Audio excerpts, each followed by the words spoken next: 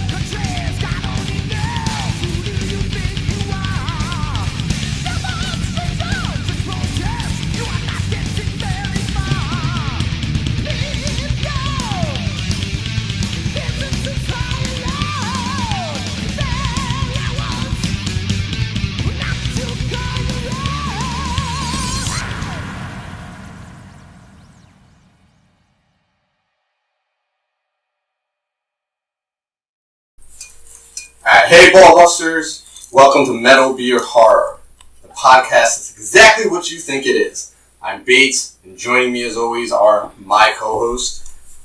I'm Tom. How you doing, guys? My name is Anthony, the Leather Rebel. And I am Ray Mungus.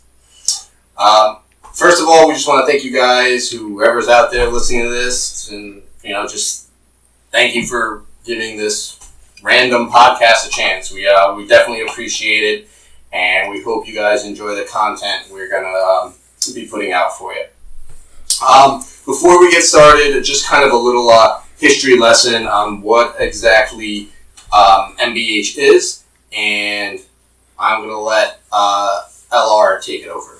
Sure. So, two friends that lived on the same street from each other, going to concerts growing up, said, one day, let's do something online. And two online magazines were formed. First being Unstoppable Force, hosted on friend pages. It was Chris's vision, and he got the idea, the name of the website, when he was listening to Agent Steele's Unstoppable Force album and the title track. So that's what he named it, and told me about what he was doing. So I created a page called Metal Shadows. And after a while, we looked at our work and said, you know what, we're doing the same thing. Let's combine forces. So we wrote Unstoppable Force together, amassed a small staff, and before you know it, we were going to shows with media credentials and going backstage and interviewing bands and all this amazing stuff. Well, Chris's vision changed, and he handed the reins over to me for Unstoppable Force and started writing his own webzine called Rush of Power. This was hosted on Angel Fire, where he would bring in his own segments, similar to Unstoppable Force, but he would do things like rant and rave and really just share his raw opinion on things like bands and things happening in his life and whatnot. And he looked at that after a year, and this was around 2004, and said to himself, you know what, fuck this. I'm doing something that's going to really broaden the spectrum here. And he developed Metal Beer Horror, MBH for short. And Metal Beer Horror, like we said, is exactly what you think it is. He covered heavy metal, beer, and the horror genre of movies. So, nothing was sacred and nothing was safe. He would rant on beers he didn't like, movies he didn't like, things he loved, and really developed a cult following. And, he covered MBH and it had its active periods, and then it wasn't so active, but he always kept it at the forefront of what we always spoke about, and, he did it until the day he died. So that's your history lesson. And that's pretty much what we're trying to continue on here with this podcast, kind of what he started, just brought up into this day and age. So the first thing we are going to get into is, I guess you would just call it the beer segment of the podcast.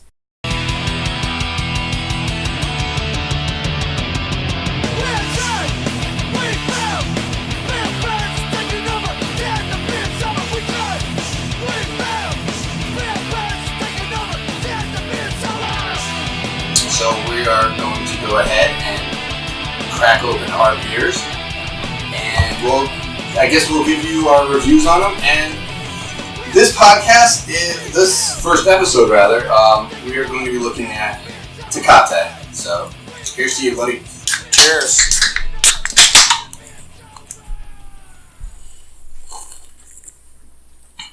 So good when it hits the lips. Now, I actually have not had a TECATE.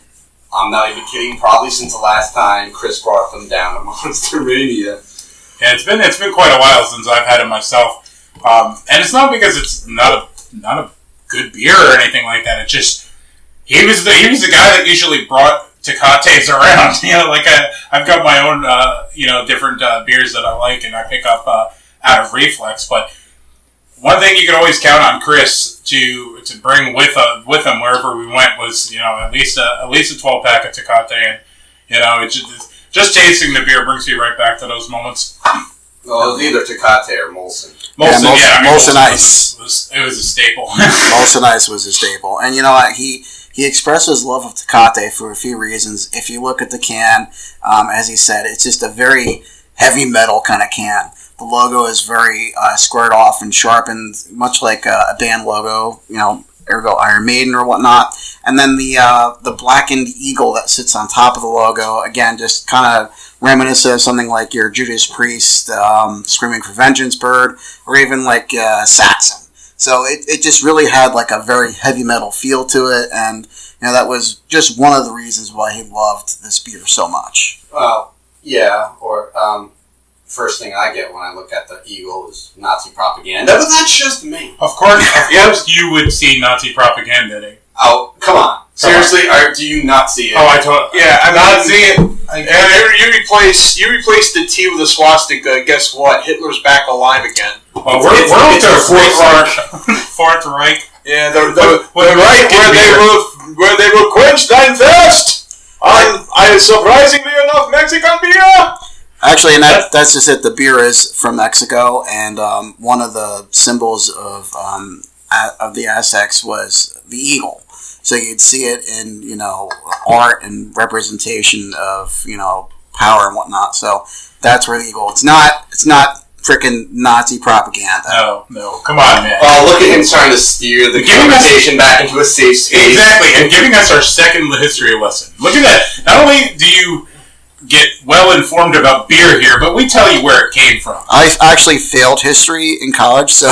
So everybody, please don't listen to anything I want to say. Misguided information from the Leather Rebel, right there. And TECATE, the beer that Hitler would have drank if he were Mexican. Oh boy! Hey, caramba! Oh lord! So it's not that bad though. Like for a canned lager, it's pretty tasty. I'm not. I do like a couple of Mexican beers. I love Modelo. Modelo Negro is one of my favorite beers. I am not a fan of Corona or any. I'm trying to think what other like prominent Mexican beers are there. Presidente, I think, is Mexican. Dos Equis. Yeah, Dos Equis tastes like piss. Oh yeah, not that I even know what that tastes like, but it's what I imagine piss tastes like. It doesn't taste all that well. No, it doesn't. I mean, TECATE beats it up, and Modelo beats up TECATE. So yeah. Yeah, so on a scale of 1 to 10, I mean, it's got a good flavor. It's pronounced. It doesn't have a bad aftertaste. It's not bitter at all. It goes down smooth. It's a good lager. It's definitely, if you can't find your lager of choice, it would definitely be a good substitute. Because you know what? Thinking about it right now, this is Mexican Yingling to me. That's a really good point. It's got that same vibe. It's really easy. It tastes so simple, but yet it gets the job done. You don't feel like you're drinking piss water like a light beer. Yeah. So if I had to rate this from a 1 to 10, I would probably give it like a good 6.5.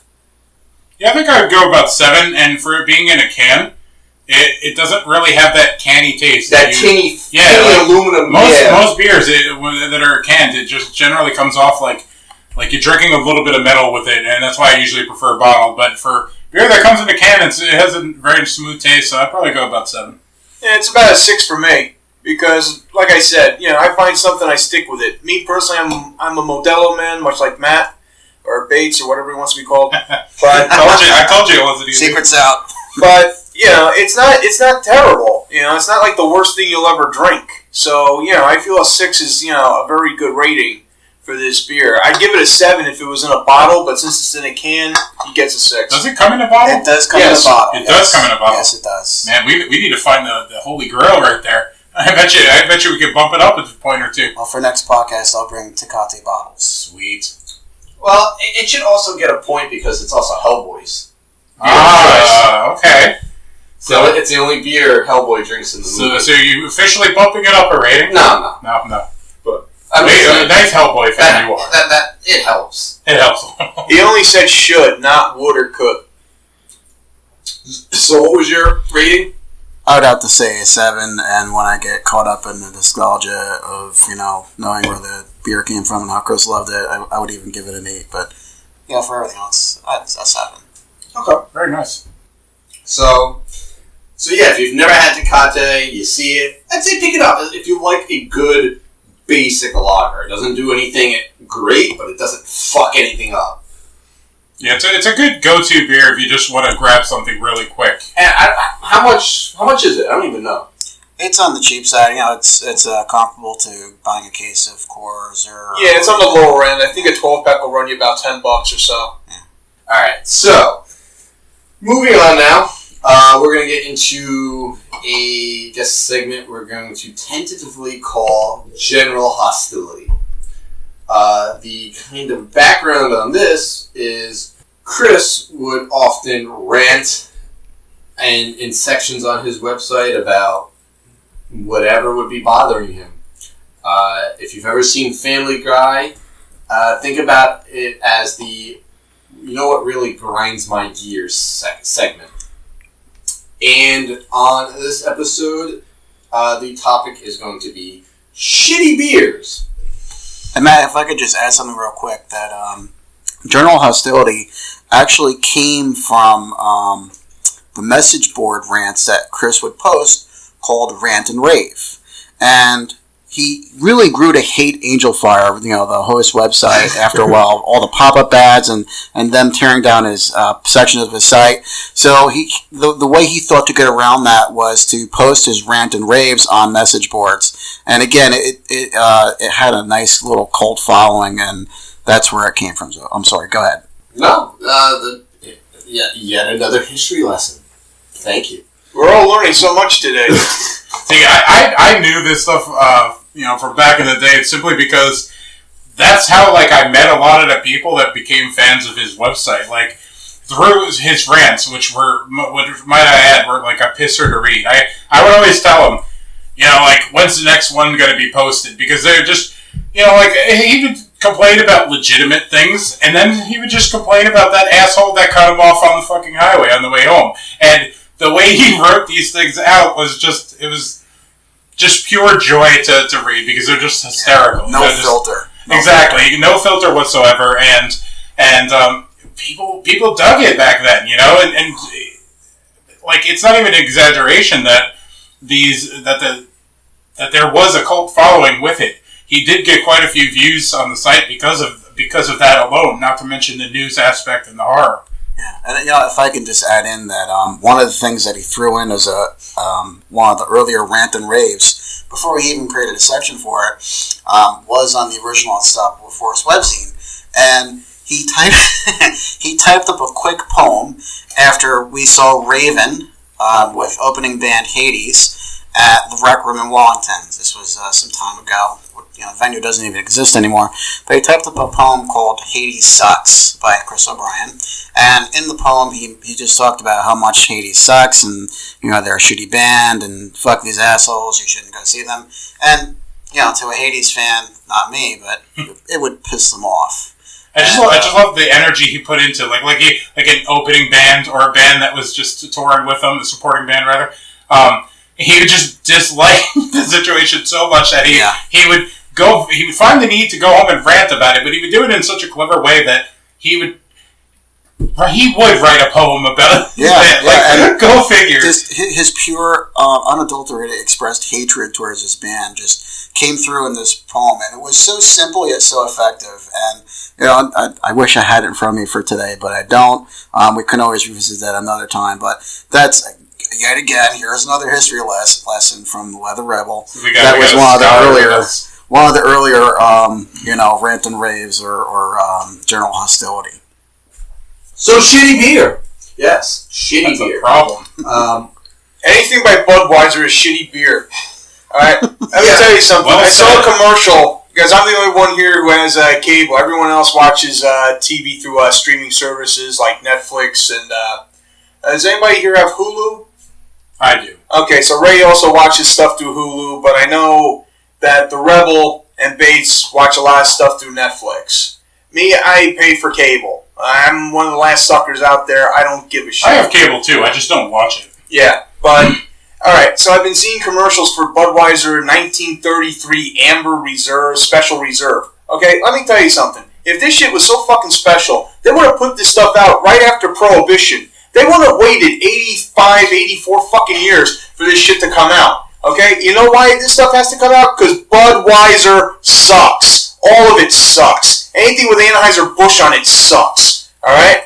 Budweiser, Natural Ice, anything Busch, it all sucks. It all tastes like garbage. Quite honestly, I'd rather drink molten garbage than drink this shit. Alright? I'd rather sit on the toilet for 2 hours pooping out little fucking logs while drinking this stuff. It's just the most Christ-awful drink you will ever have on the earth. Fuck you, Budweiser. Put actual wheat in your fucking beer instead of fucking rice. Tom, can you really tell us how you feel? I fucking hate Budweiser. Do you not listen?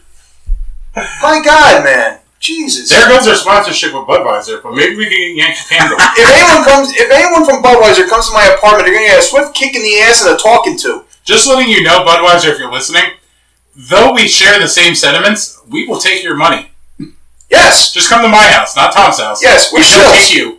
But I'll totally shill for you. Yes, even though I think your beer tastes like piss. Yes, we're all poor, so we all need the money. So we love Budweiser, that being said. We love Budweiser if they will pay us, but since they're not paying us, they can go fucking die in a river. Yeah, I don't even know where to continue. I think everything that's been said has been said. Budweiser is one of the many. I dislike Coors, or Coors Light more specifically. Coors Light. Alright, because I am actually a very big fan of Banquet. Yeah, that surprised me. I mean, I didn't even think that the same company made it. Like it feels like Banquet was outsourced by a different brewing company. Because nobody carries it. It's not impossible to find, but it's like buried in the back of a fucking refrigerator case. Yeah, they always keep it in the back. They always keep it behind like the Mike's Hard Lemonades and stuff like that. Yeah, it's like you can't just go into a store and be able to just Coors Banquet. You'll see Miller Lite, Coors Light, Bud Light. You'll see 6,000 light beers before you see any other beer, and that's my fucking problem. I hate light beer. Why are you drinking beer if you're gonna drink light beer? It's like flavored water that tastes like shit. Oh, by the way, that also thank you for bringing up light beer, because that also brings up another problem I have: ultra light beer. What the hell is this crap? Gee, you want ultra light beer? Do yourself a favor. Go to the water tap, grab a glass, and open the tap. Okay? Because that's what you're drinking. Honestly, with the crap that they put in our water, you'd probably fuck you up more. I'd rather have the water. I'd rather have that diseased water from Michigan. Actually, than drink ultralight beer. Ultralight beer is brewed on the outer banks of the Passaic River. Oh, why would I not be surprised? It gives it that glow. Yeah, that radioactive glow, that glow in the dark glow. Yeah. When I drink my beer, I don't want to have to think about Fallout 4 and whether a super mutant is going to come busting through the door to kill me. No, thank you. I share Tom's opinion on Budweiser. I'm not a fan of Coors Light, although I used to drink it when I was younger, when I didn't know any better. But something that really stayed with me a long time is something from Bell's Brewery, which I have no problem with. They put out great beer, but this one, American Wild Ale, something that Tom rated 5 stars on Untapped, and he absolutely loved it. Because it's delicious. And it was just way too sour for me. It felt like drinking, I don't know, sweaty gym socks. I didn't like it. You have no taste in beer. Yeah, well. You used to drink Coors Light and enjoy it. See, He's still into it. He still drinks Corona.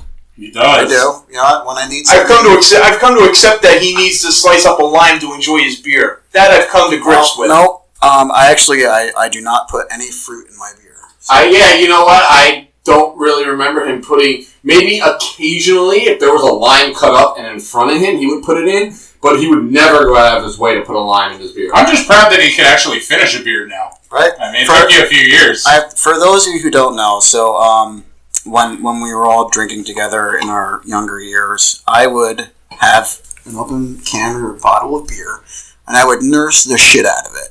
You would leave them everywhere. And it got to the point where I would take so long to drink my one bottle or can of beer that the remaining quarter of the beverage would just become warm. And I didn't like it, so I would just leave it behind and go for a fresh cold beer. Total dick douchebag move on my part. But nonetheless, that's what happened. And, of course, I got a ton of shit for it from you guys. Well deserved. Yeah, well deserved, my ass. And Chris would crucify me for it, too, because we would drink in his basement and watch horror movies, you know, mostly Friday the 13th or Phantasm or, you know, anything that's good, which we could talk about later. But we would drink the beer, and, of course, I would leave behind part of it. And he would say, "What the fuck, man? Finish your beer like a man," and da-da-da. Like, that was the one thing that would just completely incite rage with him. Like, he would pick up a beer, it would be like a quarter full, and he'd just, like, you could see the red in his eyes, and he'd just, like, Terminator target Anthony. Yeah. Like he just knew. And, you know, thank God, I've long grown out of that stage. And it took you long enough. There's a lot of ball breaking, but we got you there. Yeah. So thank you to you guys and to Chris for breaking my balls and making me realize the sin of leaving behind an unfinished beer. And we also have a friend who will remain nameless because he's not part of anything that we're doing, but he used to do the same stuff, and we would crucify him the same way we used to do to Anthony. Did that friend also drink Twisted Tea? Yes. I was about to say that. Yes. So he's already on the cross because of that. Well, let's put it like this, okay? You're walking into the batter's box with 2 strikes against you automatically. Yeah. So mind your manners and watch what you do, because if not, forget about it, man. I used to tell him that Arizona tea used to fuck me up more than Twisted Tea. Oh yeah. You know, speaking of beer, just the other day I cracked open a cold one, and I think it was Mungus and Bates that were talking about a Devil's Reject sequel. Nice. Were we talking about that? Maybe. We talk about lots of things. We do talk about it. He's just trying to segue into the next segment. Look at him take the reins. Hey. Anthony is the host now. Someone read his Telegram thing. He's like, Brandon Phillips. Look at me. Look at me. I'm the host now. I am the one who is going to shoot all of you in the face now. Oh, that's insensitive. But or the Old Spice commercial if you want to go the softer route. We're a bunch of old men, so you gotta forgive us. We haven't hung out in a while, so comedy's a little. So this is going to be the horror segment of the podcast, where we're basically just going to pick a topic and discuss it. It probably won't be pertinent to any news, because we do that on other shit we work on. So this is just more of a just random topic that we can all discuss. Don't be shy. You can promote what we do. It's on the same channel. If you're listening to this on YouTube, you could find Bates and I over here every Wednesdays at 8-ish, doing Way of Life Live. More like 9. More like 9:30, give or take. And occasionally, Doom Machine here and I will chime in. Yes, more these Doom two Machine bums eventually. Actually, Tom comes by a little more often than Anthony. But in any case, we talk horror and geek news on that at length and very much in depth. But here we just want to kind of, I don't know, toss a little horror into the mix. These two, Tom and Anthony, aren't very big into horror. They like it enough, but they don't bleed it like Bates and I do. So we just want to, get a subject out there and shoot the shit on it a little bit.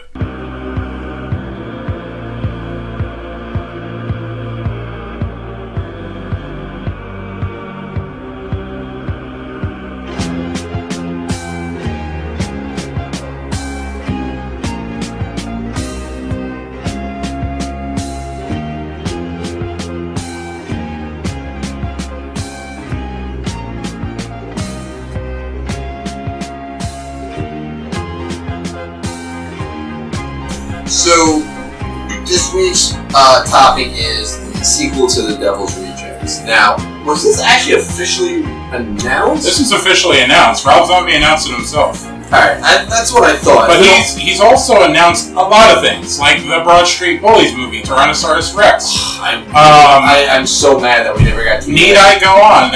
T-Rex would have been. T-Rex was such a cool idea. I'm so mad that nothing ever came of that.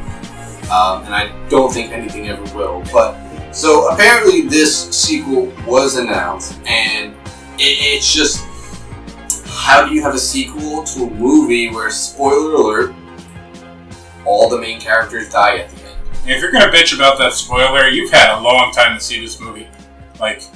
Check yourself. Yeah, you're listening to the wrong fucking podcast Exactly. at this point. We don't care. So, how do you tackle something like that? I mean, obviously, there are a couple of, cop-out ways you can do it. It was all a dream. Yeah, exactly. But, we've actually already discussed this. Yeah, we had a big rant about it not too long ago on one of our episodes. I kind of gave my idea on how they should do it, and yes, it did include that it was all a dream, but there was a twist on it. No, it wasn't a cop-out. Not the twist, but the dream for shit. Yes, it was a dream, but it really wasn't a dream. It was some M. Night Shyamalan shit. Well, thank God he's not directing it. I'd much rather Rob Zombie direct it, because it'd be like, the twist is, they were the cops. Wait, what? But, I mean, where do you even go at that point? Do you try to do some type of prequel?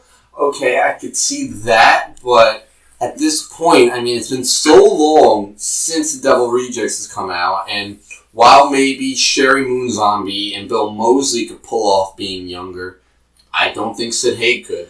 CGI is wonderful, as seen in Marvel, but I don't think whoever's producing this movie could afford that. Yeah, I don't think they got that kind of budget. They're not pulling Michael Douglas and Ant-Man here. No. One thing that I'm actually wondering about is there is a vast tonal change between House of a Thousand Corpses and Devil's Rejects. What about if they slap it right in there? Figure out how they became this wacky, cartoony looking family to this Western vibe type of situation. Right? Like the Firefly family almost comes off like they're in their retirement age in Devil's Rejects. What happened in between? That would be an interesting place to understand that transition. So you're saying a movie that takes place in between those two movies? I mean, again, the age might be a little bit of a factor, but it'd be interesting to see how that gap was bridged. I really welcomed the change in Devil's Rejects, because it was, Devil's Rejects is probably one of my top 5 movies of all time. It was such a gritty and brutal movie, but when you look at House of a Thousand Corpses, you wonder how those characters got to that point. Yeah, I guess something like that could work. But again, I mean, you're taking, as big as a Sid Haig fan I am, the man has obviously aged quite a bit since the last time he's been starred in a big movie. Yeah. So that could potentially be an issue. I don't know. I guess we'll see in March how he looks. Yeah, for sure. I mean, he seemed to have a little pep in his step when we met him in August. Well, yeah, I mean, he was definitely looking much better. He had a couple of recent health issues, and he's been off the convention circuit for a while, but now that he's back, even doing in-costume photo ops. Yeah, he's going to be doing that at the next Monstermania in March. And we got confirmation that he will be in House of a Thousand Corpses costume, not Devil's Reject. Oh, they confirmed House? Yep. That's gonna be good. Yeah, I bet you he's gonna have that the hot dog shirt. I hope he has a hot dog shirt.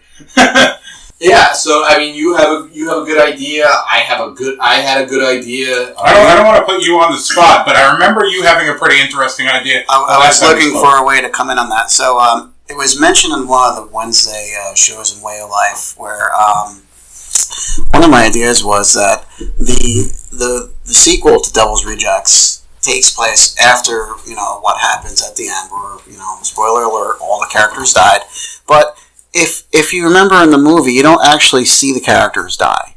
So the idea behind that is that they are alive, or at least some of them, and this sequel follows the chain of events around the following that the family has. And the family is reenacting murders and, kind of copycatting them.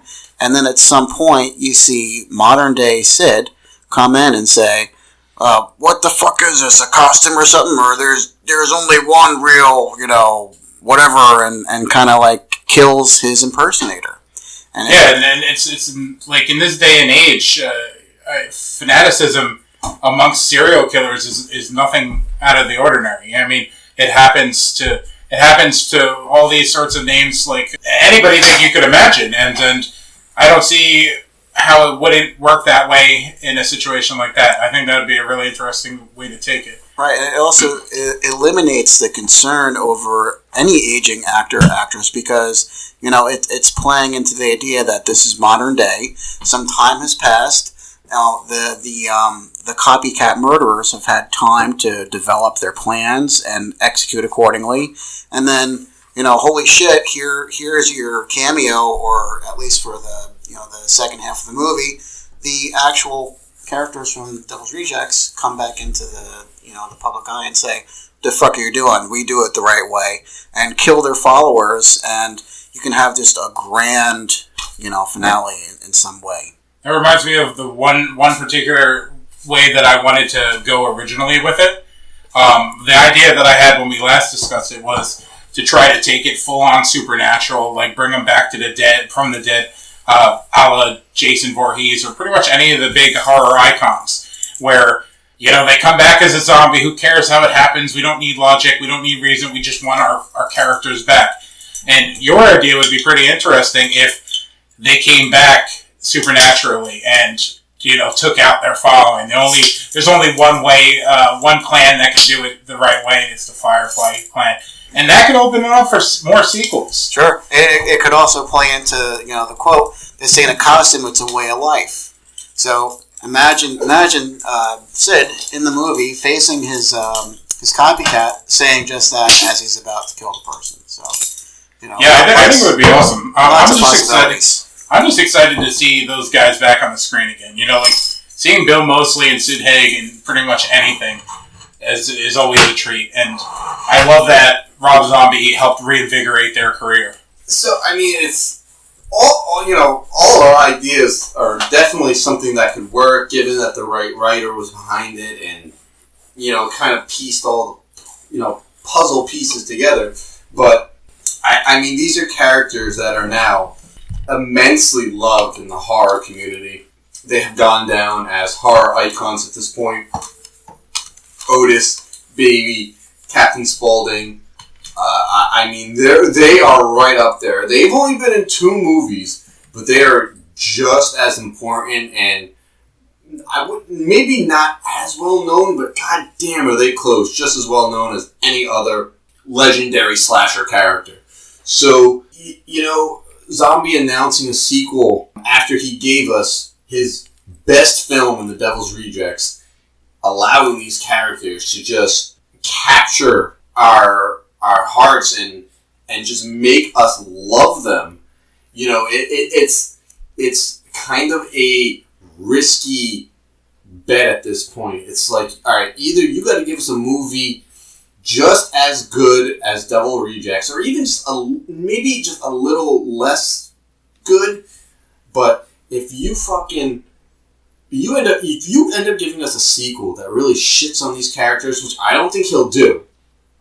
I think the characters are still going to be amazing, but he could end up giving us a really shitty story. and that could really hurt the legacy of these characters. And that's what I'm kind of worried about, but I think there's a lot of love and respect in this franchise that he has. I mean, this franchise made him. So I have my hopes up pretty high, and I have a lot of faith in him. Yeah, I think that he's going to be able to pull it off. Excuse me. And the one thing that's, that calms that sort of worry for me is the fact that he's going to be treating these characters with way more respect than other previous directors of other iconic slasher villains have in the past. Like the Jasons, the Michaels, especially the Michaels, the Pinheads, etc. Those sequels almost felt like they were tossed onto just whatever director they could hire, who didn't give a shit about the characters or how to spin it. They were just trying to figure out how to justify a way to bring the character back. These are characters that Rob Zombie developed, evolved, and he created them. So I think that he's going to make sure that they're treated fairly. I would really like to throw in a comparison and say that if you look at a movie like Phantasm, they just put out Ravager about a year or two ago, and if you've seen it, you'll know that it's got its strong points, it's got its weak points, but I think they very nicely tied in the history of the characters and bringing them back. So we can hope that we can also see that with the Devil's Rejects and their sequel as well. Here's hoping. I mean, at this point, it's obviously not in any of our hands, but, we all just obviously hope for the fucking best because we love these characters, we love these movies. And, as I said, I have faith that Rob Zombie is going to give us something that we're gonna enjoy. We may not love as much as Devil's Rejects, but I think we're going to enjoy it immensely. Alright, so moving on into the next segment, we're tentatively calling Kill of the Week. It's just a quick segment, just sort of spotlighting something in the world of horror that we're kind of excited about, we're a little giddy over. And that would be the new Hatchet 4 Victor Crowley trailer that dropped about a week or so ago to kind of help promote the release of Victor Crowley on Blu-ray, DVD, and VOD. Yeah, I think it's coming out February 4th or 6th, something along those lines. I don't have it in front of me, but the DVD's heading our way. The Blu-ray's heading our way. Yeah, we're about a month out from the release of Victor Crowley. Sadly, we did not get to see it in theaters. We both had opportunities. I had personal shit I had to attend to that day in terms of selling a house and then moving all the shit from that house from Delaware back up to Jersey. And then Mungus had his own fucking adventure trying to get to the movie and failing. Let's just say that I had traffic. And ice cream. And ice cream. I did get ice cream out of the trip, oddly enough. Ice cream makes everything better. I mean, that night, maybe not. I still had high blood pressure by the end of the night, but I had a belly full of ice cream, so win-win, maybe? Win-lose? I feel like Twisted Tea kind of plays. Twisted Tea played a major factor in it. We're going to call him that from now on, Twisted Tea, who's sitting nestled in his cozy, warm house a block away. Yes, Twisted Tea has... We know where you live, Twisted Tea. But he doesn't know where you live. No, he really doesn't. I'll pour you in the night, Twisted Tea, and then we will twist off your cap. That's voice number 2. Take a drink. We're very excited for the Victor Crowley release. The interesting thing to me was the fact that Adam Green, the director-writer of the series, who has been removed from the series after the sequel, or he directed the original, he directed the sequel, part 2, but he handed over to directing duties to B.J. McDonnell in part 3. And with how rocky of a situation that film was, you pretty much expected the Victor Crowley to be done for after that. The slasher had his time and it went, and that was the end of that. Until Adam Green decided to, go off and make Victor Crowley in secret. Nobody knew about it until they premiered the film on instead of a 10th anniversary screening of Hatchet. He made the movie completely in secret. Nobody had any idea that it was coming, or any details for that matter. Bunch of fans gathered together to go see the movie at the Hatchet original, and he surprised them with part 4. So that alone sells me on this movie. Like, the fact that the original creator is back, and God, the trailer looks amazing. Like, it looks really brutal. Yeah, no, they did a great job. I mean, the first trailer promoting the movie when it was on its theatrical tour was fantastic, and then this new one is just as good. So I'm definitely looking forward to it. I think maybe a Hatchet marathon is in order at Monster Mania. I'd be okay with that. Hatchet still has my favorite kill of all time, and it's fitting to the title of the segment, where he rips the lady's in part face 1, off. Yeah, like he Victor Crowley rushes up behind her, grabs her by the bottom of the jaw and the top of the jaw, and just rips her head apart. Just pretty amazing. You know, getting your head ripped off that way must suck. Yeah, a little bit. His fingers must have tasted like shit before she died. That's awful. Poor lady. So that is what we are pretty excited for. We're looking forward to that. So if you haven't checked out the trailer, hit YouTube real quick, pause this real quick, and check out the trailer for Victor Crowley. Okay, moving on into the metal segment of the show.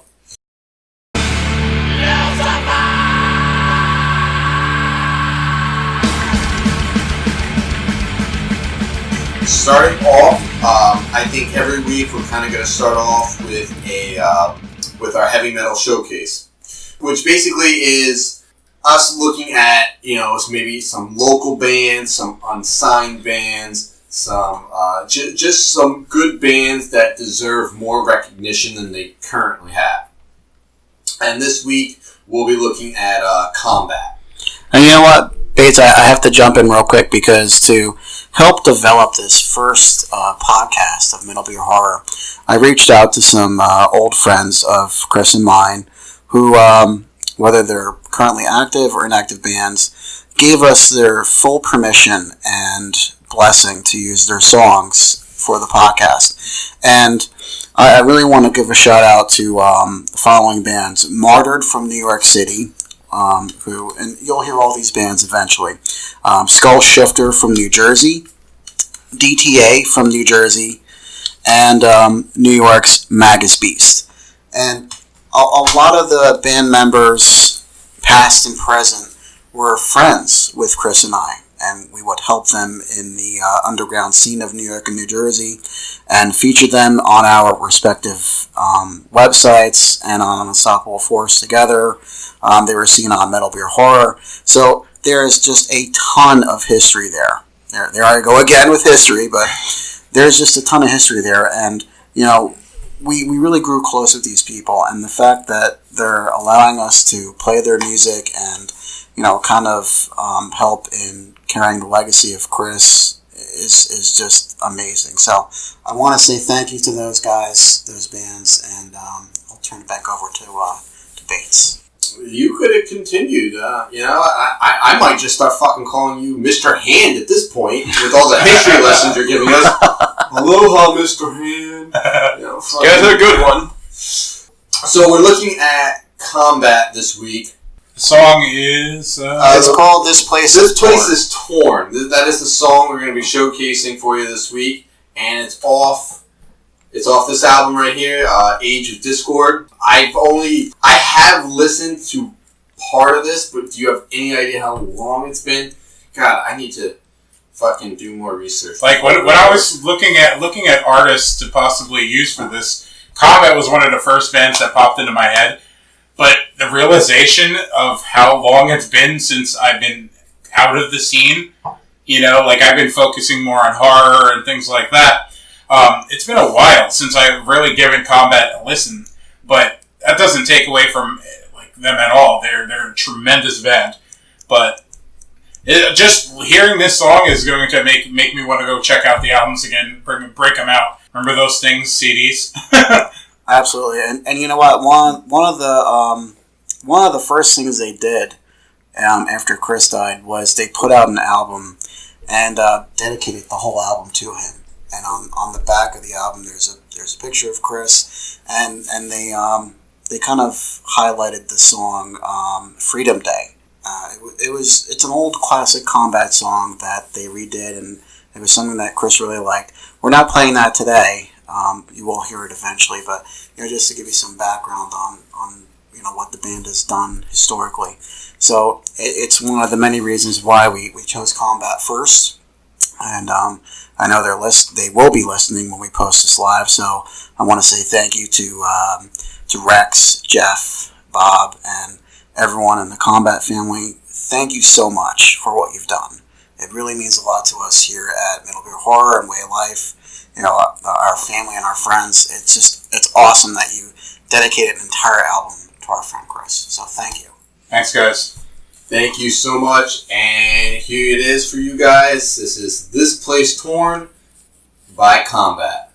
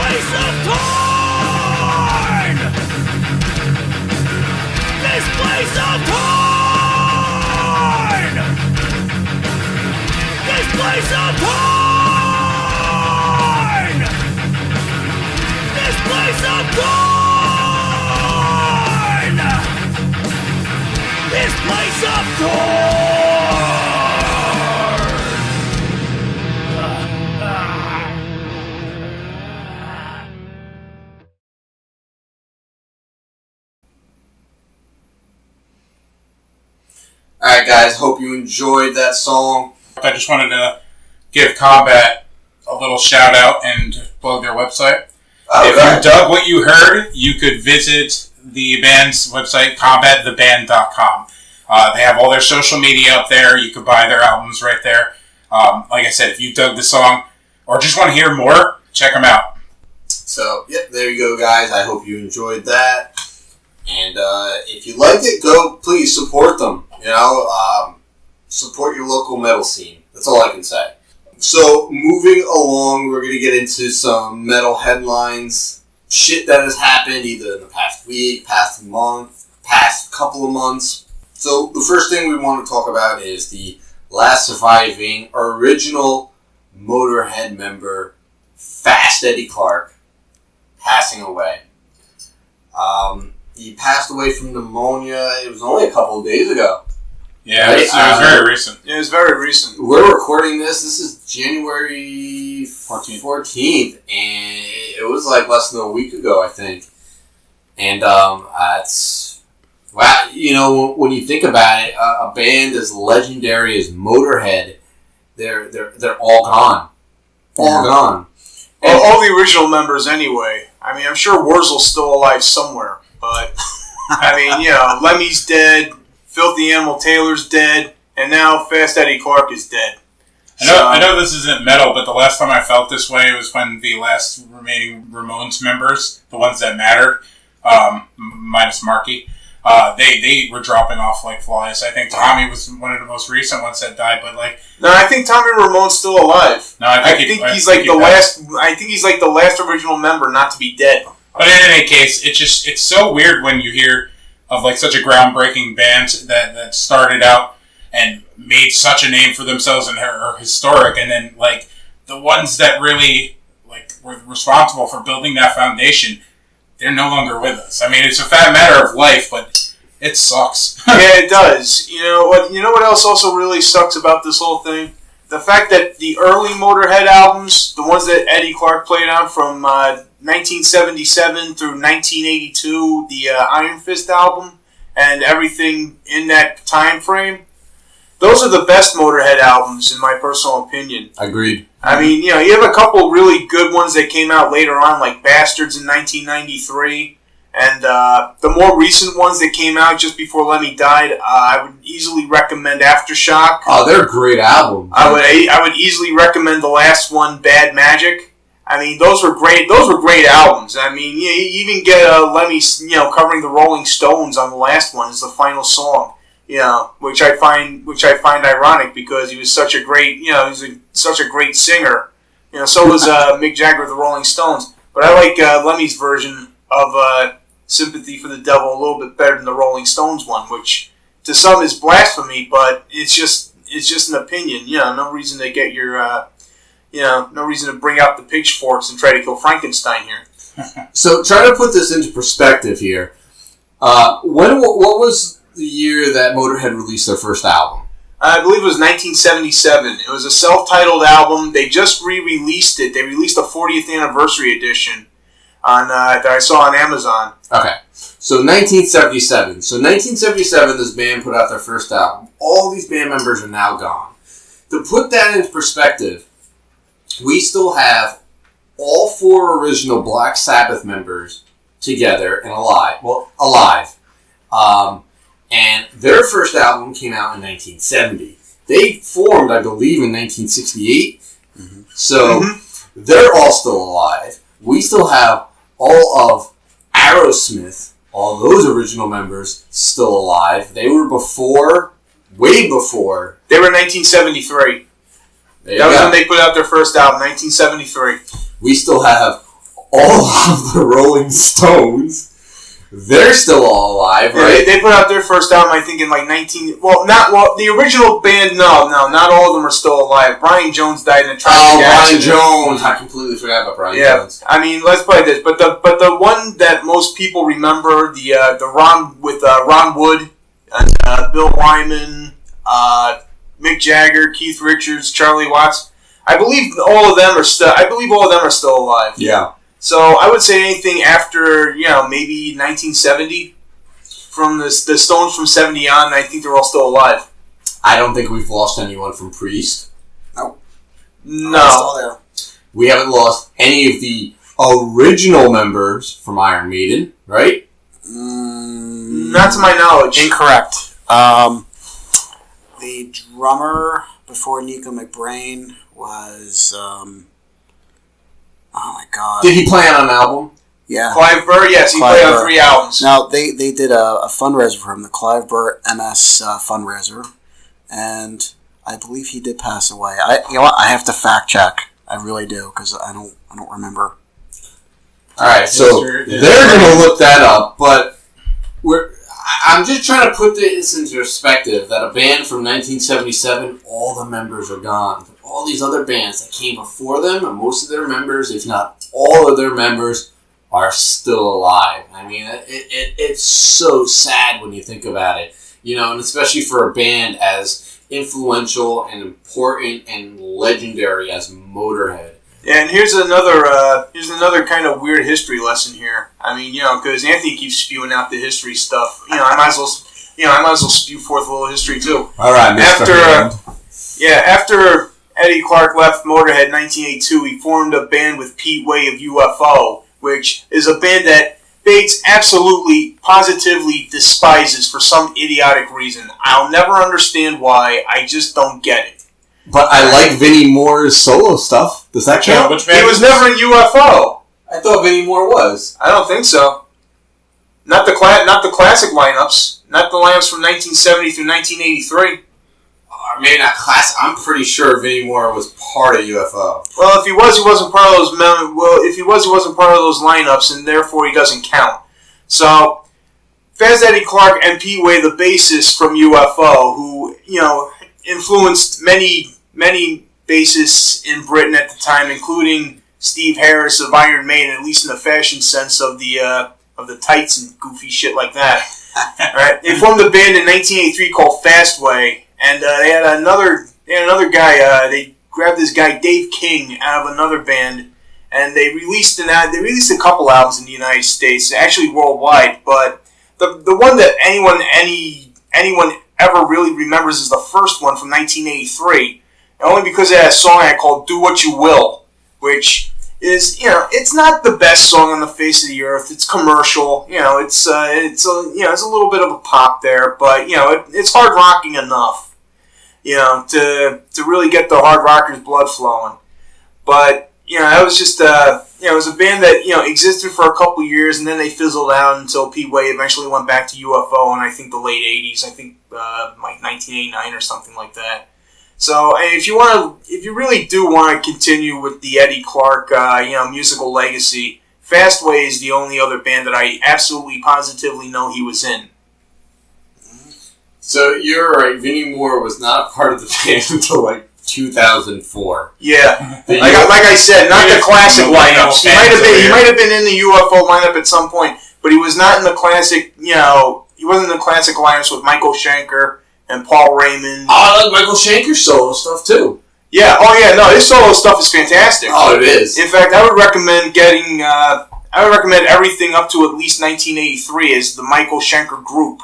After that, it's kind of spotty and questionable with the Contraband and McAuley Schenker group and stuff like that. But the man's been putting out quality music for an extremely long time, and anybody listening to this should at least give, I would say, the first album a listen. It's called the Michael Schenker Group's self-titled album from 1980. They have a remaster from Chrysalis with it's basically like you're getting two albums. Because you're getting the full album remastered, and you're getting demos from 1979 and a couple alternate takes, a few live takes from a concert in 1980. So it really is worth picking up if you're going to be going in that direction, that Guitar Hero direction. Because that's basically what the Michael Schenker group was. It was basically a Guitar Hero kind of band. Yeah, no, the Michael Schenker solo stuff is amazing. And if you've never listened to it, I would say find some of that shit. It's great. Find some of the 80s and early 90s Vinnie Moore solo stuff. He's got a song called Life Force. Oh my god, it'll fucking change your life. It's unreal how good this song is. I actually found it on Pandora. Listening, I'm a big Eric Johnson fan, and I set up an Eric Johnson Pandora station, and then so almost all the music they play me is all instrumental shit, and so that's where I found out about Vinnie Moore, Michael Schenker, Blue Saraceno, another man, dude. If you haven't fucking listened to Lighter Shade of Plaid, it's fucking unreal. These are just unbelievably talented guitarists that just do not get mentioned enough. I mean, obviously, we got guitarists. You know, we have Jimi Hendrix, Tony Iommi, Zakk Wylde. You know, we have all of these big-name guitarists in the world of metal and hard rock, but then you got all these other guys that just aren't even mentioned, and they deserve it. And Vinnie Moore and Michael Schenker are definitely two of those guys, just in the world of hard rock, that just do not get the recognition they deserve, in my opinion. And you know what? I actually won a copy of Vinnie Moore's Meltdown on cassette from WSOU a long time ago, and I can vouch for what Matt is saying. Good stuff. And on another note, I did fact check the Clive Burr thing. He did pass away in 2013. Okay, so recently. Yeah. All right. So I did want to make a point about you know, what you were saying about all these other bands being alive when Motörhead came later. And I just want to point out that, like, we have Justin Bieber walking the earth, and Motörhead's original band is no longer with us. Like, that tells me that hell is on earth. You ruined my Sunday, right? I'm just saying, if fucking Levy can't be here, we're living in hell. Blasphemer! Blasphemer! Thy name is Raymond! Yes, Raymond Mungus. you can't do that to yourself. You're just fucking salting your own goddamn wound at that point. Yeah. It's very sad, but it's definitely, we all want to say thank you to fucking Eddie Clarke for being a part of Motörhead, for helping shape metal to what it is today. Motörhead is just a massive part of it, so thank you, Eddie. Please rest in peace, brother. Can I throw in just a quick quote? And I'm sure No, this you is, can't. Well, I'm going to. Oh, and I think this is something Chris would have mentioned. In fact, when he designed Unstoppable Force, he threw up this quote from Lemmy of Motörhead. And the quote says, "Slipknot are not a rock band. They've got no tunes, no chords, no choruses. They have no idea how to behave on stage, and they wear masks and red boiler suits. I came from the Beatles and Little Richard. They came from the circus. Maybe I'm too old to get it, but I don't mind because they're crap." God, I love Lemmy. That's right! They're garbage! I hate them all! So I'll leave you guys with that. I dig it. Good way to end the segment. So yes, rest in peace, Fast Eddie Clarke. You will be missed, as will all of Motörhead's founding members. More importantly, thank you. Yeah, for what you've given us. Yes, exactly. It's a dark day in metal, but don't worry. I mean, your legacy will never be forgotten. That's what it is. The best thing I can say about that is that Ace of Spades and Iron Fist, if you don't have them already, go out right now after listening to this and buy them or download them or anything else. Because those are two extremely good albums by Motörhead. And, if you don't, honestly, you're missing out. Alright, so moving on into our next segment, which we're calling Tour Talk. And basically, we're going to be just talking and discussing any recent tours that have been announced by halfway decent bands. And the first one up is, which might be the biggest fucking tour announced this year. We have a tour featuring Slayer, Lamb of God, Anthrax, Testament, and Behemoth. And I can't even think of a tour that's even going to come close to the magnitude of this tour. It's some of the biggest names in thrash metal finally getting together and touring. Now, personally, I am not a big Slayer fan. Yeah, I know. Blasphemy, I know. Nor am I. Slayer has its albums. Slayer has its songs. Slayer had its time. When you go back and you look at the last couple of Slayer albums, they're not very good. Honestly, if you go back and when you look at Slayer's discography, what do they have? 3 albums that can be 3 complete albums that can be considered great albums, and then the other 10 are just clones, just mediocre clones of what their heyday. Yeah, I mean, so you got Rain and Blood. You got South of Heaven. That's a great album, right? Seasons in the Abyss. Seasons in the Abyss was a good one. Obviously, Divine Intervention. That Musica, I don't know. Let's play this. Divine Intervention to me was the break point for Slayer. That was like the last good album that they put out. Okay, everything after that has been, it's been a very mixed bag after that. You just don't know what you're going to get. Yeah, you had Divine, you had Diablo. What is it? Diablos and Musica. Yeah, so you had Musica. Yeah.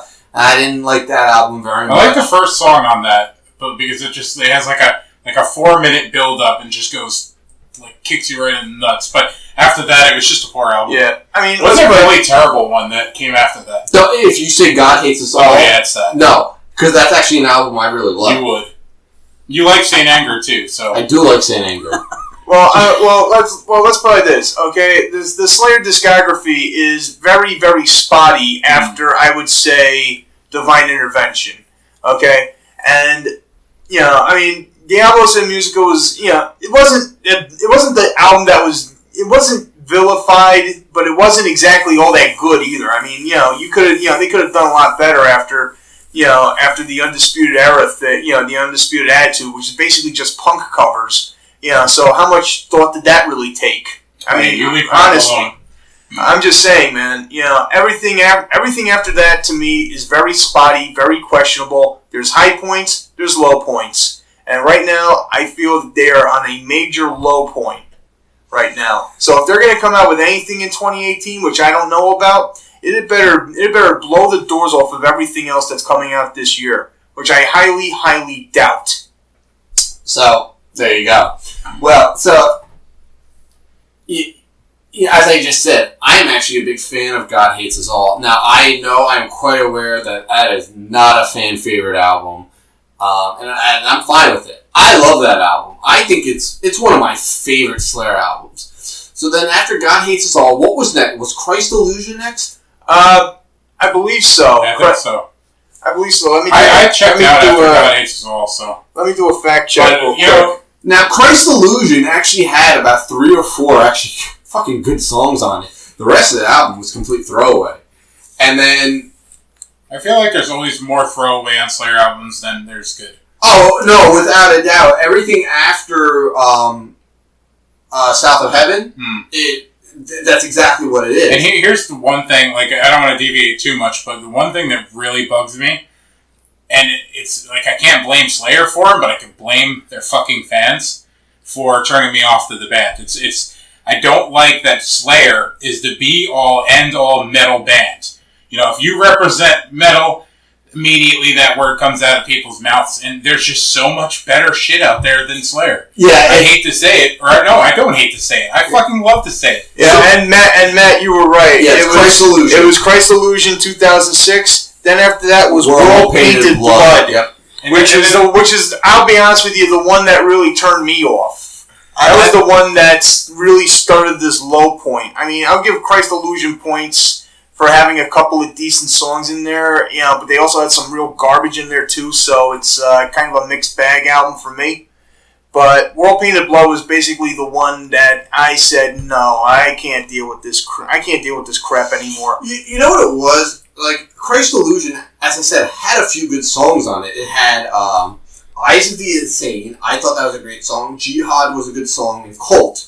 Cult was, I think, the single on that album. And they were all 3 of those were really great songs. Well, I know they had a video for Eyes of the Insane. They had the video for that, which was basically a guy. They just basically focus on some guy's eyeball throughout the whole song, and they're just showing terrible images. There were the nuclear bomb blowing up, acts of war, that type of stuff. But it's when you look at the cover art for Christ Illusion, it looks like a 4th grader drew it.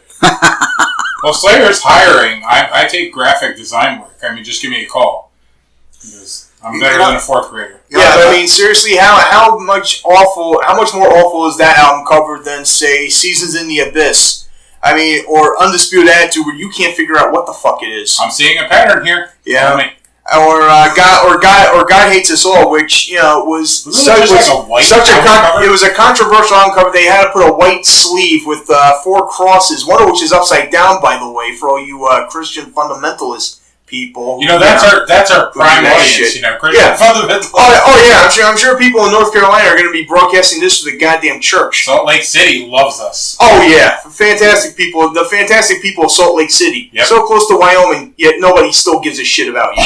Anyway, they have like the worst album covers. Okay, the God Hates Us All thing, as Ray Mungus can see on my phone, has the 4 upside down going. Yeah, it's the 4 crosses. It's a lazy album cover. It really is. And then you take the thing out. It's actually an insert because they don't want to upset Christian fundamentalist groups because the actual album cover is like a burned Bible or something like that with the word Slayer written. Isn't Slayer supposed to be that band, that representation of the pure evil? Fuck, Cannibal Corpse has more balls than Slayer does. Well, I have to say Venom. Venom is one of the more pure evil bands. Venom is more horror movie Satanism than anything else. But still, the black metal there. It doesn't matter. If you're going to give yourself a title, you need to live up to the title. Exactly. I mean, look at bands like fucking Manowar. They claim that they're the undisputed kings of heavy metal. They're the undisputed kings of wearing loincloths and putting out cheesy fucking songs. Don't get me started because this could be the premises of an entire conversation. We're getting there eventually. Okay, I have to say that, going back to what Ray said, how, why is Slayer like, the epitome of what people yell at concerts? Slayer, Slayer, right? Well, Chris and I would go to shows. Tom's been to a few with us, and you hear that all the time. Slayer, Slayer, even at non-Slayer concerts. It's almost the full band. It's people who don't know shit about. So for people who don't know shit about metal, it's the Freebird of metal. Well, we conducted a social experiment, and when people would yell Slayer, we would yell like "dick" or "fuck" or like some made up band name, and a few times people would yell back the made up band name, and it was pretty fucking funny. It's just a mob mentality. Yeah, it is. It's a mob mentality. Yeah. Could you describe a typical Slayer fan? Slayer fan. Typical. A guy just would literally out of nowhere just yell Slayer, just, go and when you see a friend walking down the street and you see that guy's wearing a Slayer shirt too, you can literally, you can deal, You know what? You know that you're thinking,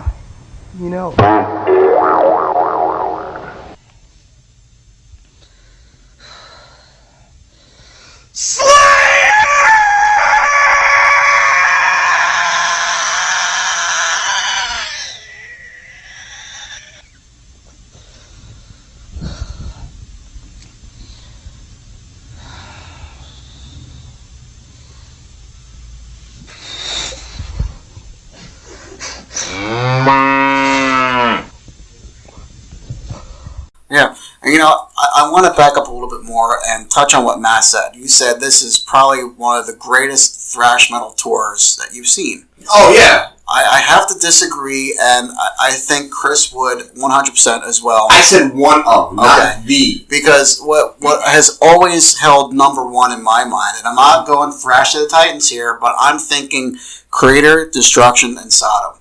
The 3 big ones from Germany.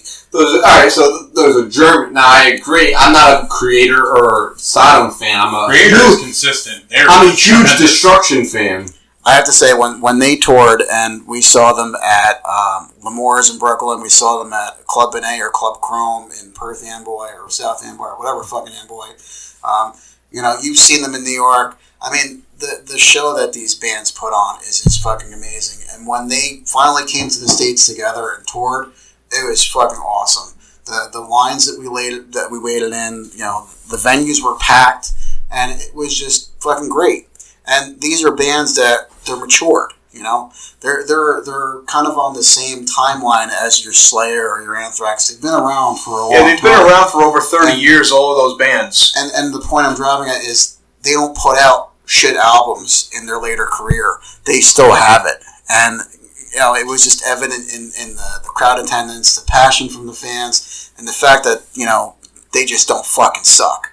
So it was awesome, and I had to put that out there. No, I get it. I'm just saying. But before I continue there, are we all in agreement that Slayer really only has 3 good albums? They have more than 3 good albums, but I'm gonna draw the limit at 5. All right, I'm going to draw because I feel Seasons in the Abyss was I feel these are the I love Season. That's a great album. These are the ones that I enjoyed. Rain and Blood. Yeah. South of Heaven's probably my favorite Slayer album of all time Agreed. because there's so much good stuff on that goes unlistened to by the masses, even by Slayer themselves. Agreed. Seasons in the Abyss. Yep. I'm gonna throw Divine Intervention in there. Listen, I understand. To some fans, it's questionable because it was the first without Dave Lombardo, and Paul Bostaph kind of does.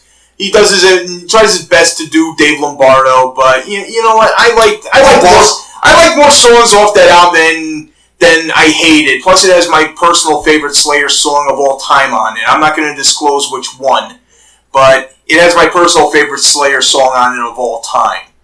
And God Hates Us All. There are days where I enjoy that album more than I should enjoy it. There are days where I hate that album more than I should hate it. But I do enjoy the album more than anything else they put out since then.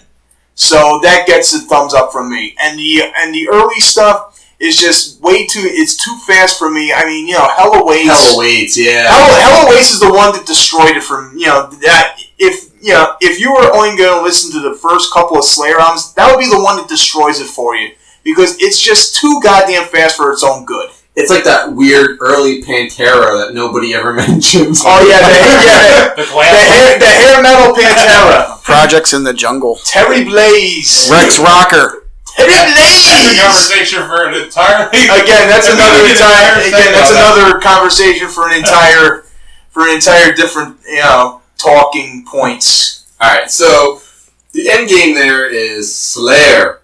Overrated. In terms of metal, and especially thrash metal. Now, Slayer is part of the Big Four. The Big Four, if you don't know, are Metallica, Megadeth, Anthrax, and Slayer. Should have been Overkill. Easily my bottom band of those four.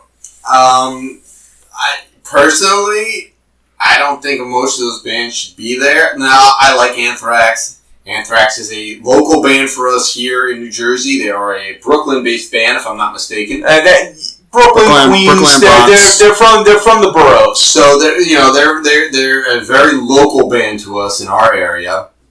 The rest are is Slayer Bay Metal? Yeah. Slayer's from Los Angeles. I thought so. All right, so Slayer is Bay Metal, as is Megadeth and Metallica. Bay Metal thrash is its own genre in itself. The thing is, though, in the Big Four, there are way more Bay Metal thrash bands that could overtake those three. Metallica, I do believe, belongs there. Metallica has put out albums that really have stood the test of time, and they deserve their place, despite them putting out shit from, 1995 and on, and they... Yeah, from Load On, I would say that it's been a lack of quality in my eyes. But the early stuff is just so ingrained in the thrash metal, bay metal area sound that they have to be in there no matter what. Yeah. So I don't want to digress any further than that. I want to look at the other bands on this tour. So we do have Anthrax, which we brought up, and Anthrax, they have returned to us and in such a way that only a couple bands before them have done. I think of, Judas Priest, when Judas Priest came back with fucking Angel of Retribution. Oh my god, who could fucking ask for a better album? Mm-hmm. Iron Maiden, Brave New World. One of the very few Iron Maiden albums I actually really enjoy. You saying blasphemy to me. Good lord. Yeah, but let's play this, man. Matt's a bird of a different species when it comes to Maiden. So let's play this. I'm willing to give him a pass on it. At least he likes a good Maiden album. That's I like the first two Maiden albums, I like Power Slave and I like Brave New World. Honestly, Matt, I believe you're really missing out with Peace of Mind. Okay, even though the last song, I have peace of mind knowing I don't have to listen to Peace of Mind. So. Listen. Again, this is another thing for another podcast, but I'm gonna say it right now. I'm gonna make my point loud and proud. After Live After Death, everything else is kind of very iffy in my eyes. I don't care if I don't care if you crucify me for it. I really don't give a shit. It's just an opinion. Get over it. Yeah, that's definitely a conversation for another time because that can... For sure. Iron Maiden is not on this tour, but Testament is. Yeah, well, I want to get into Anthrax first. I've seen Anthrax a handful of times.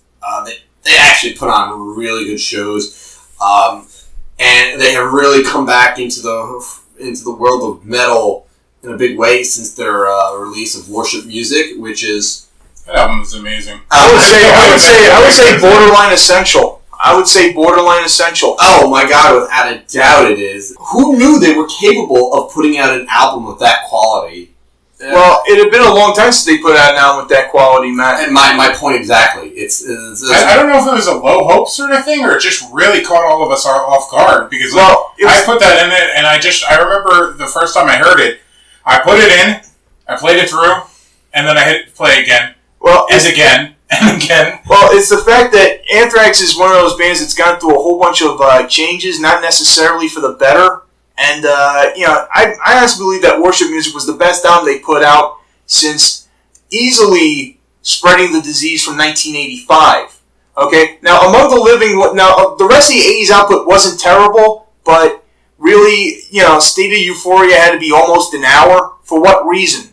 It didn't need to be that long. Same deal with Among the Living. It did not, you could have shortened those songs a lot and gotten more out of it than you did. Alright? I didn't particularly care for Persistence of Time. All the stuff, Sound of White Noise was good, but everything else after that was just garbage. I don't care what anyone says. Stomp 442 sucked. Alright? Volume 8 sucked. It was just painful. And, for them to eventually rejoin with Joey Belladonna and put out, like I said, a borderline essential album. If it came out in 2011 and nobody had known who the band was, then I would say it's an essential album. But because it's Anthrax and they had put out what I think was slightly better stuff, a little bit better before that, I say it's borderline. But I would definitely pick it up. It is a definite, almost masterpiece. Almost the masterpiece that For All Kings is, in my eyes. That is quite possibly one of the best albums of the decade, as far as I'm concerned. Easy. The first time I heard Anthrax, Chris sat me down and said, "You have to hear this album, Fistful of Metal." And I heard Metal Thrashing Mad. Neil Turbin was the vocalist. Yes. And I heard those... Who follows me on Twitter, by the way. Bastard. Heard those. That's random. I interviewed him for Unstoppable 4, so suck a nut. I heard those opening screams, and I was just like, "Holy shit, this is awesome!" And it's remained my favorite Anthrax album to this day, as it was for Chris's. And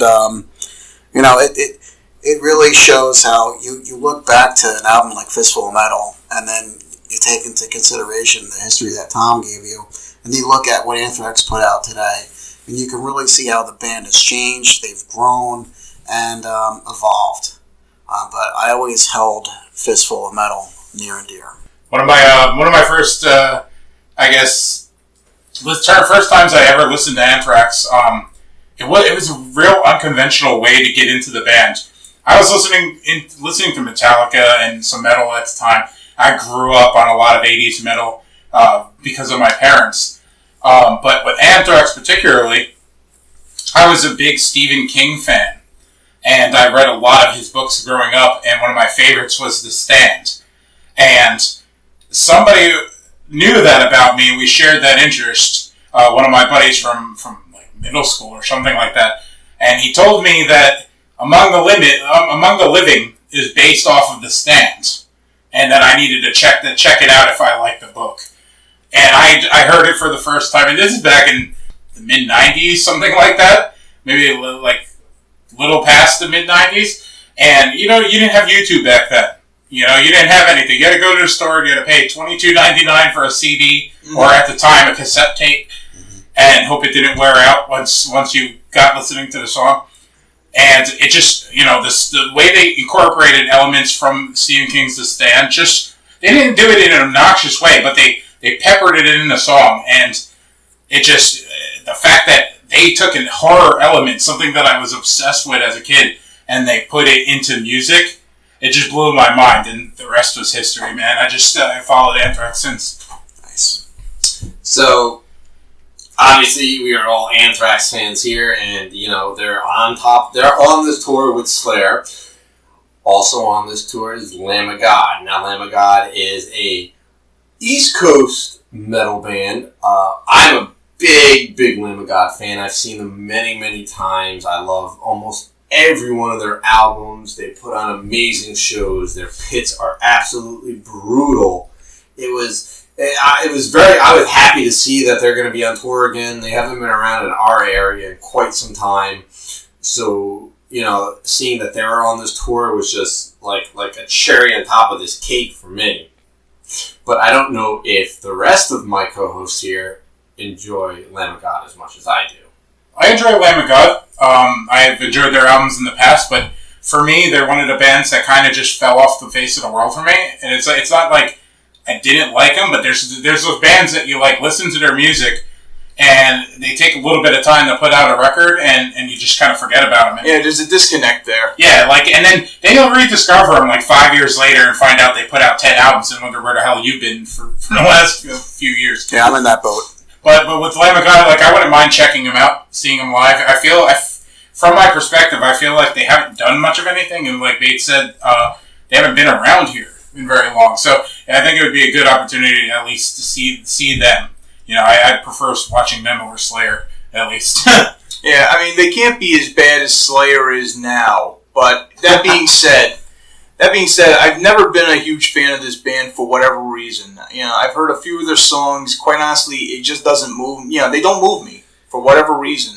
Well, Randy's vocals don't really resonate with all metal fans. He's got very unique vocals, even for rough vocals. Yeah, and I'll be honest with you. Like I said, I've tried to listen to some of their stuff. I'm just not on board with it. So for me, it's an out. I don't know how the Rebel feels, but for me, it's an out. I'm just casual bystander. Take it or leave it. It's Lamb of God really means a little bit more to me, especially in the metal scene in general, because of everything Randy went through in Prague, in Czechoslovakia. Not Czech. What country was that? Czech Republic. Yeah, but back then it was Czechoslovakia, so I'm exactly wrong. I have no idea where I said it. The Czech Republic. Yeah. When he was, fucking arrested, and he really didn't do anything. Yeah. He barely touched some guy who fell off. Well, he sort of fell off the stage and ended up dying. Guy shouldn't have been up on the stage to begin with. And I stood behind Randy every step of the way. I donated. He wrote a book about it, didn't he? He wrote a book. Yeah. There was a documentary. I actually went out of my way. I went to Edgewater because I was the only theater in the area playing his documentary. I went there. I saw the doc.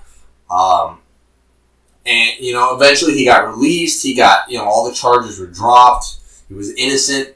And rightfully so. He did not do anything wrong. So, I just because of that fact alone, I am just a big Lamb of God fan. I was a big fan beforehand, but, knowing that shit went the way it should have went makes me an even bigger fan, and I'll always be a big fan of Randy. Randy was also a good friend of Odorous. Odorous was in the doc, very minimally, but... Was it Odorous or was it Dave Brown? No, it was Odorous. Oh, beautiful. I have to see that. It was Odorous. Now, he was only in one or two short clips, but he makes his presence known, let me tell you. Of course he does. So I'm always a big fan of seeing Lamb of God. In fact, the last time I saw Lamb of God probably was a show with Guar at the Wellmont Theater. It was probably after years of me trying to get you to go see Guar and denying me. It's probably one of those shows. Oh, it's a messy show, man. I know it's a messy show, but still, Guar. You should probably be seeing Odorous in person. Thanks. I've seen him in person. It's a trip.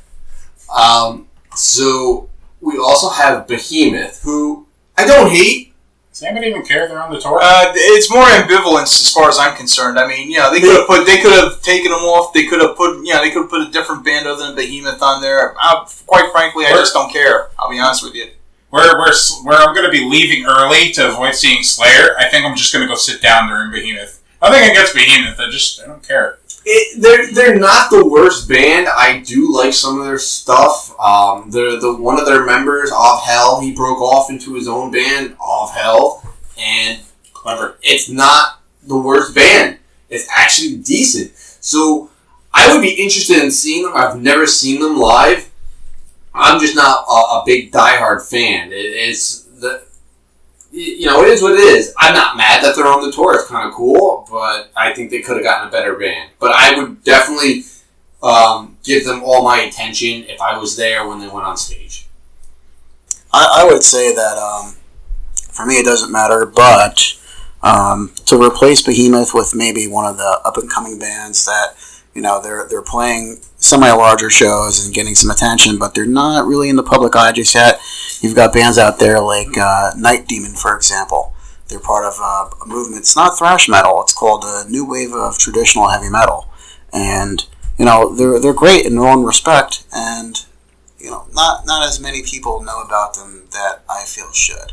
Where they're very talented, they put on a great show, and to kind of take one of those bands along the ride for the tour would really help them and really show all people concerned that they're deserving of the attention. So I know Maiden did that years ago with the band Dirty Deeds, and it's been done by other bands for other bands. So I would like to see that, not shitty opening bands, not 10,000 opening bands, but just take one and really kind of bring them along and pass the torch. Yeah, I agree. Behemoth has been around long enough, man. They really have. And then the last band on this tour, which really sets it apart as one of the biggest tours of the year and one of the biggest tours of the last couple years, is Testament. And for anybody who doesn't know, Testament is my band. That is my go-to metal band. I will go out of my way to see them anytime they are around. This is a band that can do no wrong in my eyes. They've never put out a bad album that I thought was, man, that was a bad album. No. This band consistently puts out fucking albums that are just amazing. So, just adding Testament to any fucking tour automatically makes it an amazing tour in my eyes. Matt has the Testament logo tattooed on his butt, you guys. I seen it. Dude, just like you would die and bleed for Iron Maiden, I die and bleed for Testament. Yeah, much like I would die and bleed for Judas Priest. But going back to Testament, yeah, I mean, I agree with Matt. They do put out quality albums. Most of I would say 99% of the time. The one album that I wasn't particularly a big fan of by them was The Ritual, believe it or not. The one that really broke the band, if you want to say that. Yeah, I just didn't like too many of the songs on it, quite honestly. But it's weird because when you look at The Ritual, I mean, that's an album that had fucking Electric Crown on it. Yeah, that's one of the best songs. That's one of the songs that I like off the album. But then you also had Return to Serenity. I love that song. I gotta tell you, I cannot stand that goddamn song. That is the song on that album that absolutely destroyed it for me. Yeah, I mean, there were other songs on that album too that weren't exactly great by any stretch of the imagination, but I don't know. That particular one is just one that really rankles my chain. It just really killed it for me. They killed that album for me. Yeah. You know what? Yeah, but it was also a transition album because they stopped doing the the heavy thrash from like the Legacy and New Order. And they ended up slowing down. They ended up slowing down and showing that they are actually great musicians on that album. But being a 14-year-old kid and listening to that album and hearing Electric Crown and getting pumped up for it, and then hearing Return to Serenity, it's like, what the hell is this crap? It just killed me. It was a dagger through my heart. I'm sorry. That's the only way I could put it. I mean, many people enjoy The Ritual. God bless you. I'm just not one of them. It had some songs on it, but in my opinion, the bad outweighed the good. Now, the first time I heard Testament was a mixtape that Chris gave me, and he had on there Over the Wall. So, first time I heard Testament, I fucking loved it. And just to kind of go off the theme of how we've seen some change in the band, when I purchased Low on cassette, it really took me by surprise because the Testament that I grew up listening to, thanks to Chris, was, the traditional thrash metal band, with the cleaner vocals. And then I listened to Low, and it's like, okay, well, this is Testament, but now they have death metal vocals. So it was very different. I liked it. It was cool. And then they kind of came back to where they were in their heyday, when they first started. Yeah. So it was kind of neat to see them come full circle and experiment with different styles, yet never lose sight of their roots and the fact that, they have a certain style, distinct sound, and they stuck with it. So, that's my little piece of history with Testament. Yeah, that's something that's rare in most bands that try to come full circle, try to swing back to the roots and all that of everything. It never goes quite as easy as it did for Testament.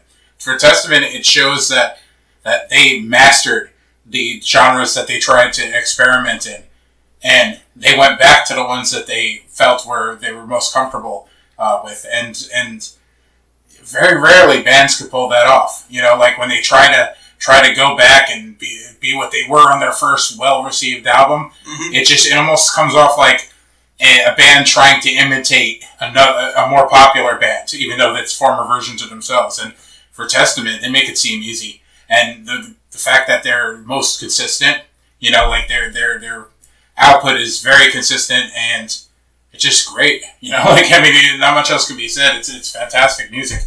That's my highlight for the show. I personally, I really want to see Anthrax because I've never seen them before, but I want to see Testament again even more. Of course. Yeah, no, that's definite. Those are the two bands those are the only two bands I would pay money to see, because I've already seen Slayer once at Ozfest 2004, and live they're okay live, but No, you saw it at the Walmart too. Did I? I don't remember. No, Exodus, Suicidal Tendency, Slayer. You were at that show. No, I wasn't.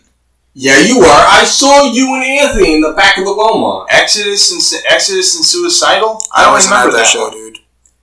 Doppelgangers. No, I know you guys. I've never seen Slayer in my life. All these years, they're one of the bands that have eluded me in attending their shows. I'm tempted for this show. I'm tempted to just watch one song just to say that I've seen Slayer, but ultimately I'm going to beat traffic. Yeah, exactly. Just so you can yell Slayer at a Slayer concert and feel good about it. As I'm leaving, I'll yell Slayer. People are going to be like, "What the fuck?"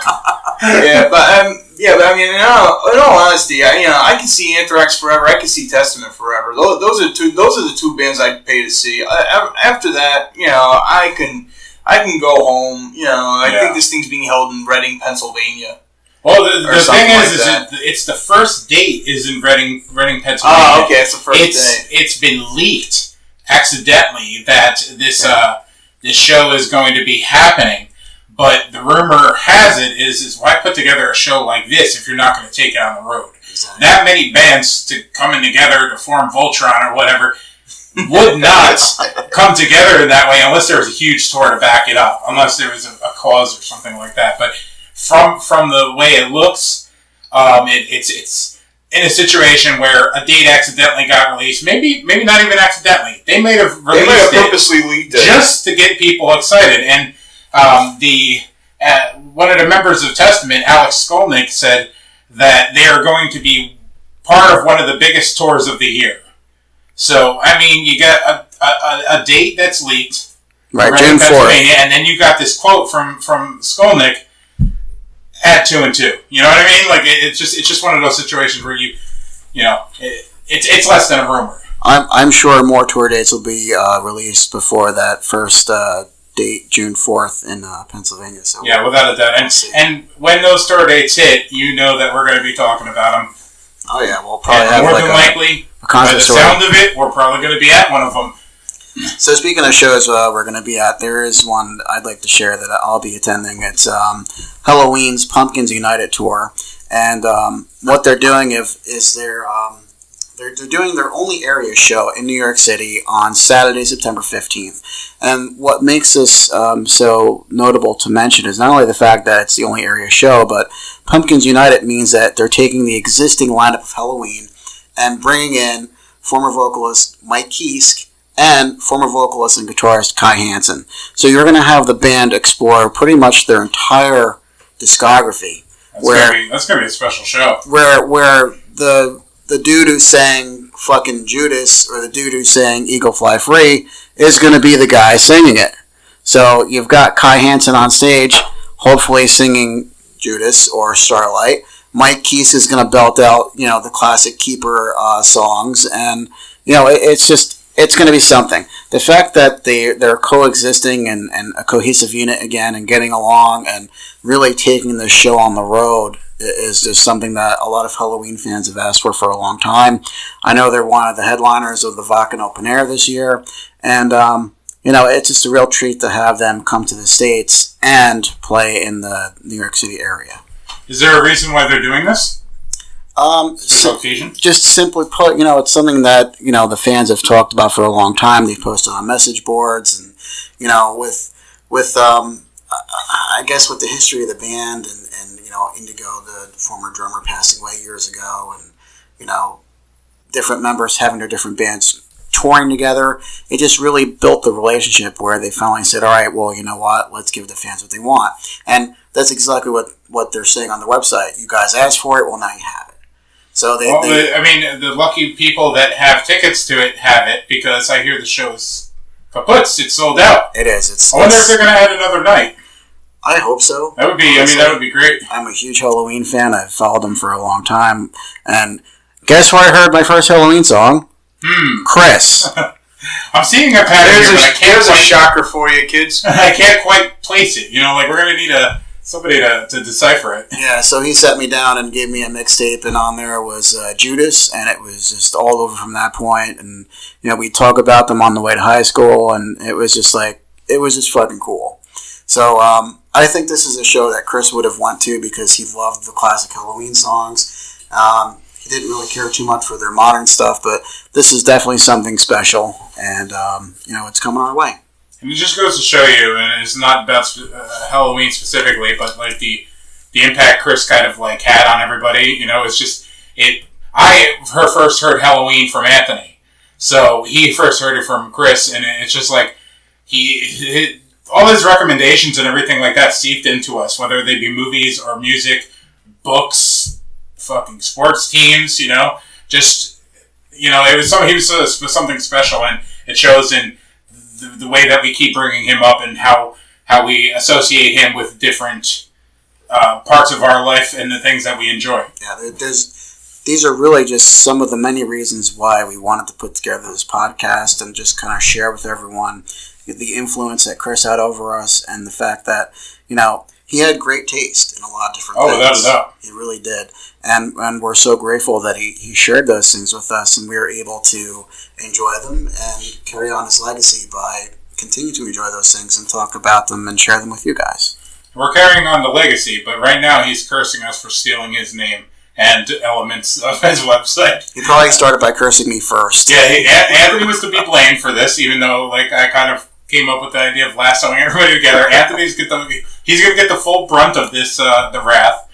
But, I hope that, I'm happy that we're able to do this, and just use it as an excuse to get together and shoot the shit about some of the things that he influenced us into liking, and stuff that we just enjoy in general. Like, we get together on our own to do this normally, and without any microphones, and basically the conversations you're hearing right now are what would have been, said otherwise.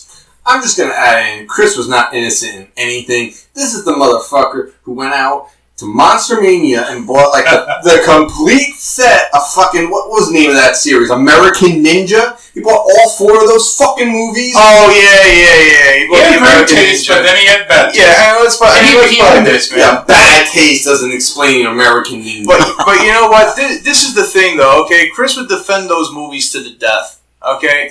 Quite honestly, I knew they were shit. He knew they were shit. But he's the one who laid money down on it, so now he's got to defend. So now he's got to back it up. Yeah, that's true. That's true. And trust me, there were a lot of things that Chris had that I was more. I mean, you know, as horrible a human being as I'm about to sound, I frankly don't give a shit. It's been 4 years. Get the fuck over it. I mean, there was a lot of stuff that he had that I absolutely didn't like. There's a lot of stuff that I have that he absolutely couldn't stand. So yeah, as far as that goes, I didn't influence him. He didn't really influence me all that much. And you know, half of Ray's collection of DVDs is all stuff. You know, or at least a good portion of it. Is about half. I mean, I'm just trying to, you know, put the number down a little bit, you know. But you know, a good amount of it, you know, I gave to Ray basically because it's stuff that I didn't watch. I didn't want anything to do with. And the CDs, I basically gave them away to a bunch of people who helped us clean out the house. A whole bunch of. I think I gave them about 200 CDs or something. I got some. I remember when I got to your house when we were talking about that. You wanted me to have a lot of his movies because that's where him and I connected quite a bit. Yeah. And you're like, we somehow music comes up. It always comes up. Oh yeah, of course. And you're like, you just happen to pick up an album, or I noticed the album cover, and you're like, oh, that's a great one, man. You should check it out. And I said, right on. And before I know it, I have one of those paper boxes full of CDs, metal CDs. Like, and it's like in death, he's still recommending fucking metal to me. Yeah. Via you, of course, but like, holy shit. Well, yeah, because I mean, let's play this. And throwing out some of the CDs was a goddamn pleasure. Let me tell you that. All right, some of these bands, like I said, like these death metal stuff they got into in about 94, 95, like the Amorphous and Dissection and all that crap. I couldn't wait to get the fuck rid of that garbage. I mean, I hated that crap with a passion. Yeah, you're killing me, Tom. Amorphous is not that bad. I absolutely hated that crap at the time. All right, Guess who got me into Amorphous? Chris. There's a shocker right there, ain't there? You know. We're going to start a drinking game. Every time we bring up something that Anthony got into, you have to take a shot. Yeah, exactly. Don't blame us when you end up with alcohol poisoning and getting your stomach pumped. Well, this is stewed prunes hitting the road, kids. Watch out for us. I think it's pretty evident why I have so much history that I'm constantly spewing because we really experienced so much together. Yeah. You know, we all of us did. All of us did. And, you know, Chris and I went back a long fucking time. I mean, Tom sitting next to me, he was his brother. He's his brother, for Christ's sake, so of course he goes back the furthest. Chris and I went back a long fucking time, and, you know, there was a lot of laughs and a lot of ass-kicking along the way, but a lot of great stuff was experienced, so, you know. Yeah, I mean, and like I said, I know I sound like a terrible person here when I'm saying that, you know, I couldn't wait to get rid of a whole bunch of the shit that he had lying around after his death, you know, but it was just the fact that, number one, I didn't want it. Number two, I didn't know anyone else who wanted it. And number three, it had to go. I mean, you know, I couldn't be where I am now without letting a whole bunch of stuff go. And I let a lot of stuff go, by the way. Like T-shirts and all sorts of stuff. I kept some stuff. I admit it. He was my brother. You know, we had some common interests. We both liked the same things every now and again. But for the most part, you know, we were not, you know, I didn't like a lot of the stuff he had. He didn't like a lot of the stuff I had. And neither one of us would, you know, and neither one of us would be, you know, letting the other one hide the feeling. You know? Yeah, you're both very, very individual. Yeah, from the day that I met you guys. I mean, let's play this. He was a good guy. He wasn't a fucking angel by any stretch of the goddamn imagination. Nobody is. You know? Exactly, and I think that's what makes him special, and that's why he fits very, very well with the rest of us, because none of us are perfect, and yeah, exactly. We're all only hell. We all have tickets to hell at this point. Like, oh yeah, like there's no doubt about that. Yeah, I think at this point it's just who's going to get there faster. You know, who's going to get the seat at the table faster. Exactly. Alright, guys, so I want to thank everybody for tuning in. We appreciate it so much. I hope you enjoyed this fucking weird first episode, but a kind of a look into how us four kind of do things when we are together. And we are all together. We are all sitting at one table right now, recording, and I gotta say, I'm having an absolute fucking blast Like, doing it's this. surreal. That, like, normally you and I do our podcast, and we're off into far off different towns. But Yeah, when we're here just looking at each other, and when me and Mungus do our Wednesday night podcast, I'm at my house, he's at his house, we do it over Discord. Right now, all four usually of a bathrobe. Yes. Wonderful. Exactly. But us four right now, we're all together in one room at one table with all the microphones in our face and a table full of empty beer bottles and cans. And I gotta say, Chris right now is looking at us somewhere and he's fucking happy, dude. Like, this is what he wanted. I believe this is what he wanted for this particular, for MBH. This, right here. You'd respect it, for sure. This is what he wants. I think. Maybe I'm wrong, but He'd be smiling and giving us the finger at the same time. Exactly. That was a salute amongst us. He always wanted all of us together. He always appreciated just hanging out for the sake of hanging out. And as we got older, it became much more difficult. And even in his last few years of his life, we only hung out sporadically. And this gives us an excuse to do it more often and do it the way we used to do it. Yeah, but when we hung out, it was classic. It was a great time. It still is, even though we're old farts. I want to throw in there as an inside joke, and maybe Tom might get this, but this is my house. You have to go. Oh, yeah, I get that. Actually, this is Matt's house. We have to go. Wait, do we have to go? Yes. It's your house? I don't care. There's no one down here, so. So we're just going to start squatting here and just record podcast after podcast. I hope you guys are ready. Yeah, exactly. So, thank you guys for tuning in. We appreciate it so much. If you like what you heard tonight, please hit the subscribe button. Go ahead, share this out to anybody else who's into horror, beer, or metal.